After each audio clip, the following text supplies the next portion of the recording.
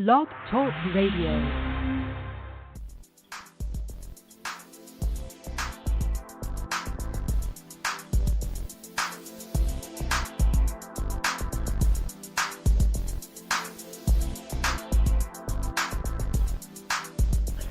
Yes, y'all. You're now listening to the sound of the shofar blowing.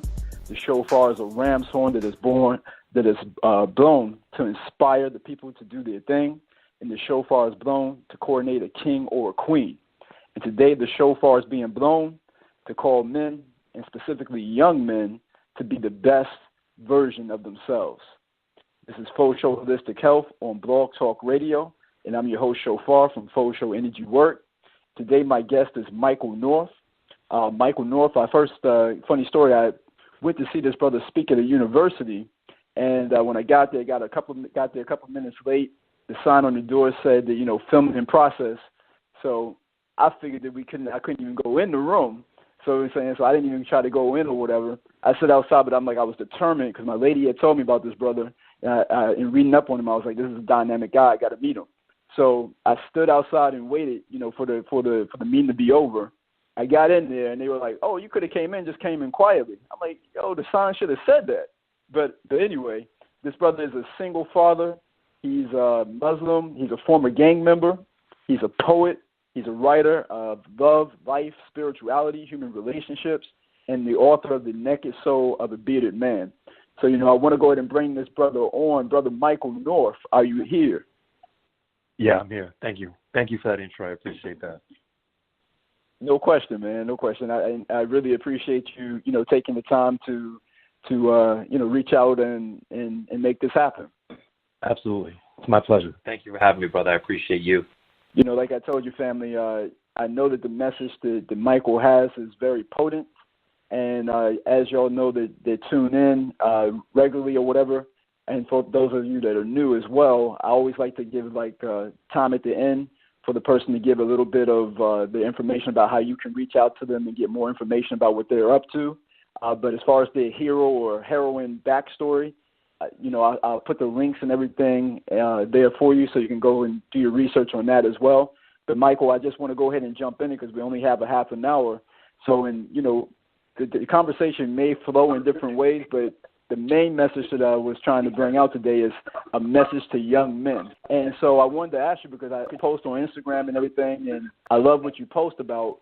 What were some of the turning points, different things that activated you having a different relationship with women? Honestly, I wouldn't recommend this for everyone, but I would say trauma. The passing of my father is what changed the way that I looked at life, and also changed the way that I looked at women. I would say within 24 to 48 hours after my father's passing, I had called every woman that I had heard for about the last 10 years. Maybe it's three different women, 4 different women that I had dated. And I contacted them and I apologized to all of them to let them know how sorry I was for the things, for the way that I used to be, and the person that I used to be. So that was the main, that's what caused it, unfortunately. But at the same time, I look at my father's death as a blessing because it changed who I was, made me remorseful, and that is the reason why I became the person that I am today. Wow. Well, you got to still give big ups and props to you, man, because a lot of times, sometimes trauma may offset some people to go deeper into the darkness or deeper into the shadow, but you took it and changed that, and changed the way that you're interacting on the planet. So, definitely got to give you props on that. I appreciate what are some it. of the things? Yeah, no question, brother. No question. What are some of the things that you would say to young men? So what are some of the insights, some of the things in that introspection, in that 24 to 48 hours, and as your mentality began to shift, what are some of the messages, just generalized or whatever, or specific, but what are some of the things that you would say to young men about how to change the dynamic as far as how they interact with women? I would say use common sense. I mean, here's the thing, right? Why don't we as men learn, from siblings, from sometimes from our fathers, from grandfathers, cousins, any male figures, or even friends? Why don't we use the mistakes that they make when it comes to women lying, cheating, etc. That's all too common these days. Why don't we learn? And when they lose someone that was dear to them, just look at them as an example as to, their unhappiness after that person is gone. Why would you put yourself in that same situation? It's really that simple. Just use everyone around you as an example. If the men that don't behave in a responsible manner, it's going to catch up to them, and eventually that woman will walk away. Use them as an example. Right. What I think, Michael, is something that we're really, as people hurting in general, but a lot of people are hurting because there's not really a rites of passage.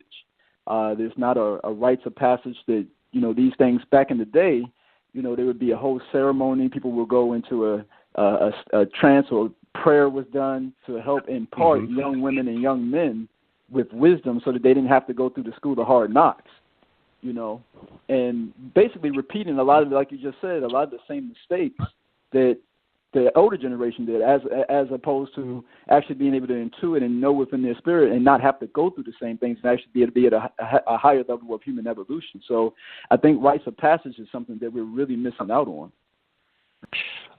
I'm going to say that I agree. I don't think that there are enough. The first problem being there's not enough positive examples of what we're talking about right now. Far too many men that I wound up personally admiring in my life weren't loyal, weren't very good men to the women that they were with, or they lacked in some kind of way that affected the relationship or caused it to fail. I would say that honestly, here's what I did. Another thing I did, I befriended. I always befriended many women in the past, but during that time, I wanted to learn more about myself. The truth is I had an awakening. There was just things that changed within me. I decided to only befriend women, not date, and no sexual, energy exchange with anyone. And I did that for about 2 years. And what it taught me is that, this is my opinion solely, but I just feel like women are more brilliant than men. And I feel like they're also closer to a higher power than we are. It's that softness, that peace, that energy, that women emit is honestly incredible. And I learned so much hanging out with them in different ethnicities, and spoke different languages and different cultures, and they all had the same thing in common. And it was the way that they expressed themselves. It was about love. They speak the language of love. Unfortunately, obviously someone will be in situations where they might preach differently. At the end of the day, it all came from the same source, and it was just wanting to give love and also being appreciated for how they love. And, me learning that gave me such a respect for women, and I've never turned back. Wow. Very powerful stuff, man. And to do that on your own, and speaking of the language of love and women wanting to be appreciated for the love that they're bringing to the planet. I myself, Michael, I call that look that I would see sometimes in a woman's eyes, I call it the yearning. And is a yearning not only to be loved, but a lot of men don't understand, like you just very, very well put, they're also wanting to be able to have their love received, and that's a powerful thing, and to be appreciated for the things, the gifts that they're bringing to the planet, because that language of love that they speak very fluently, that we have to learn as men. And we're speaking in generalities. I know there's some men that are there, and some women who don't speak it that well, but in general, I think you're spot on with that. I think you're spot on. One of the things I want to help impart to these young men, because a lot of young men, they don't know the language of love, and they don't know the value of it. And so they miss out. What are some of the things that they could look for in a woman to let them know that, hey, you actually dealing with someone special here? Because especially as young men, again, the rites of passage, the thing, Michael, is that the rites of passage a lot when it would deal with men back in the day with different cultures, it was all aimed at bringing men to a place, a heart space, so that they could speak that language better. Since we don't have that, a lot of men are working in the dark and they don't know what to even look for. If you want to hunt a tiger, hopefully you won't hunt it. You just take a picture of it. But if you're hunting a tiger, you need to know what it eats, what it shits, what it, where it hangs out. We need to know all these different things about it so that we can actually find it. So a lot of guys don't even know when a good woman, what are the traits of a good woman. So what are some of the things you would tell the young men to look for? Obviously, this is my, some of these are my opinion. Well, all of it's my opinion in general. I would say that I personally admire a woman that speaks softly, someone that has that kind of nurturing effect, along the lines of what a mother is supposed to be. That's something I admire. Someone that speaks to you with respect, isn't quick to raise their voice or demean you or speak down to you. I would say find a woman that speaks into you. But also at the same time, you do want her soft and feminine, but then at the same time, you also want her to be strong. Someone who's a go-getter, who doesn't actually, I would say, need you, but wants you. That's the big thing. I don't ever want a woman to be dependent upon me, as far as financially. I would want her to want to be there, not depend on me financially, not depend on, for me to love her, for her to have self-worth. You want a woman that knows her worth, loves herself, because let's be honest, this goes for both sides. You only can really give the love that you have for yourself. If you don't, those relationships can quickly become unhealthy. So yeah, I would say someone who's confident, someone who respects you, someone who will empower you, someone who's a go-getter herself, someone that also just who excites you. And I don't mean just physically and sexually. I mean someone like a best friend, someone you feel like you can talk to, someone you can have open communication to. Because at the end of the day, if you guys are gonna make this, something real, and if you want it to last, there needs to be open lines of communication at all times, no matter what it is. Don't peer into her past if she's not openly offering those things. Don't try to manipulate her. Let her share what she wants, and judge her off the person that she shows you. Confidence is a great thing as well on both sides. I have met incredibly beautiful women who lacked confidence, and when they saw that I had confidence, don't get this wrong, confidence, not arrogance, is a major difference. When they saw the kind of confidence that I had within myself, even when I was gentle with them, they quickly, sometimes they'd run away because they were afraid that they wouldn't be able to either live up to those expectations that they had for themselves, what they thought that I would have for them. But more importantly, they just lack the confidence I do have within myself. So I would say that a confident woman is definitely another quality. I mean, if I'm missing anything here, you feel free to throw into anything else. But I would say those qualities. Someone who's spiritual, especially if I'm going to say positively spiritual. Obviously, could have some people will live a different kind of lifestyle, something darker. I'm not talking about that.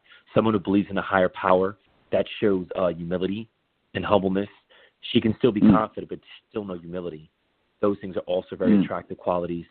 A woman who's not only nurturing but giving, not just to you, but I would say the way that she treats other people other than you. I remember I was out a couple years ago on this date with this extremely attractive woman, and when I saw how she spoke to the help, I never spoke to her again.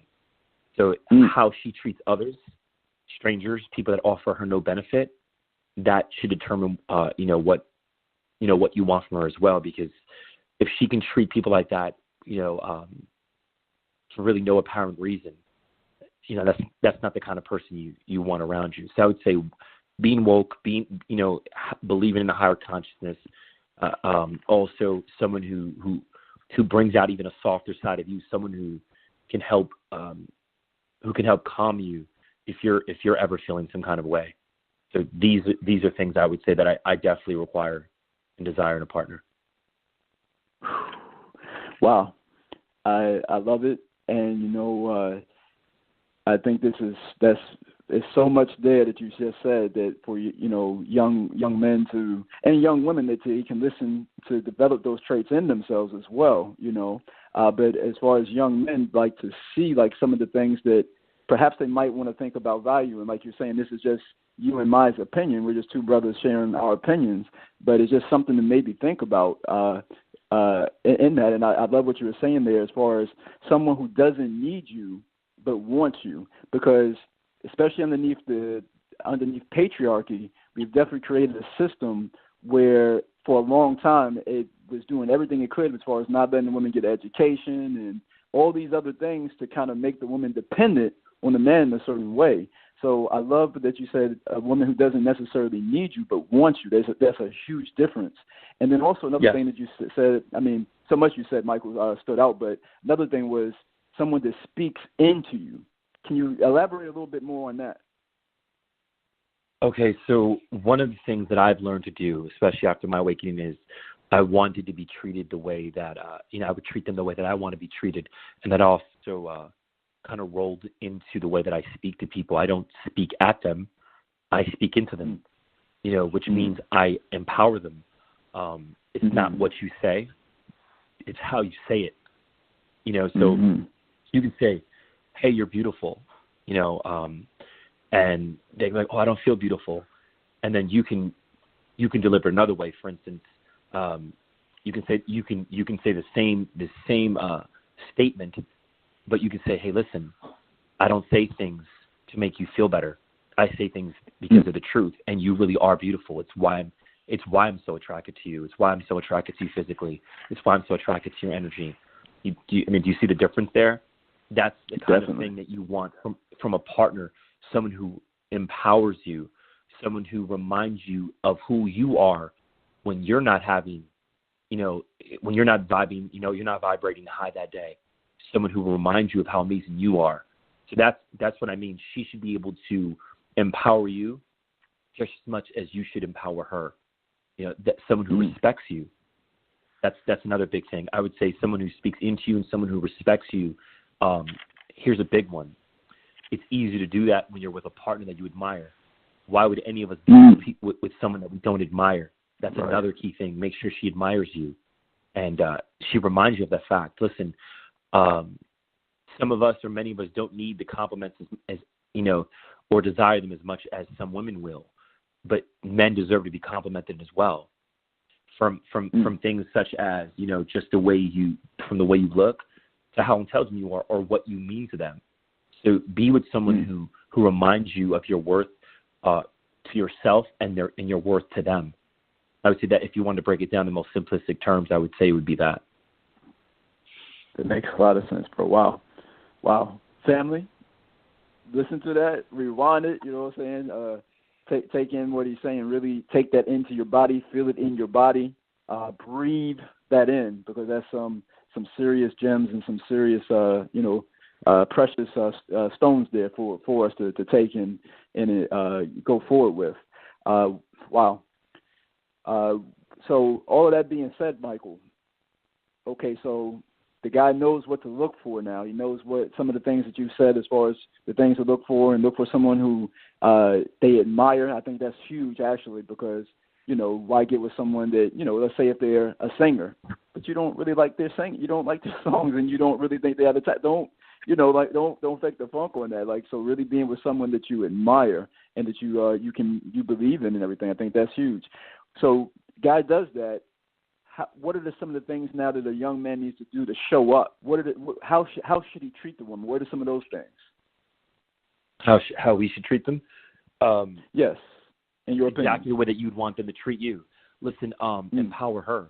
Remind her of who she is. Tell her she's beautiful, even when she's not feeling that way.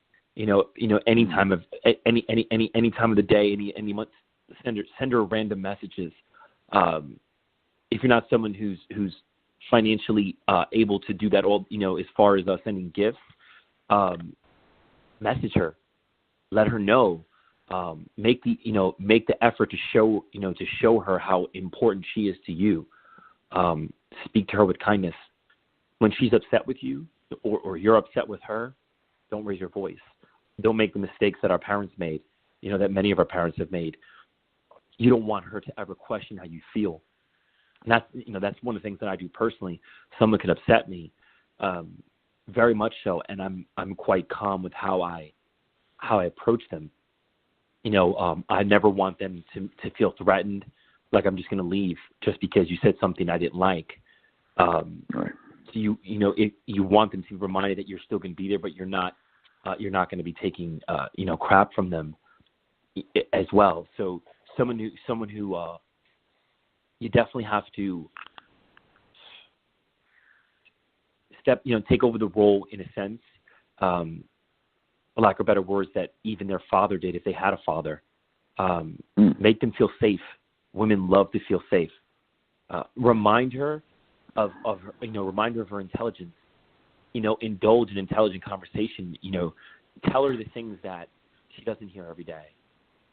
And they need to be true. They need to come from your heart. Like for instance, her personality. Tell her how wonderful you think she is, how she conducts herself, the way she does look at life. These things that have nothing to do with looks will make her, feel more empowered as a human being. I mean, we all want to be admired. I can tell you as a man, the greatest compliment that I've ever received had nothing to do with the way that I look and everything to do with the way that I think. And I think men should apply that logic when it comes to choosing a partner. Just remind her, let her know she's beautiful, but let her know how beautiful her mind is, how beautiful her heart, and how beautiful her soul is. Wow.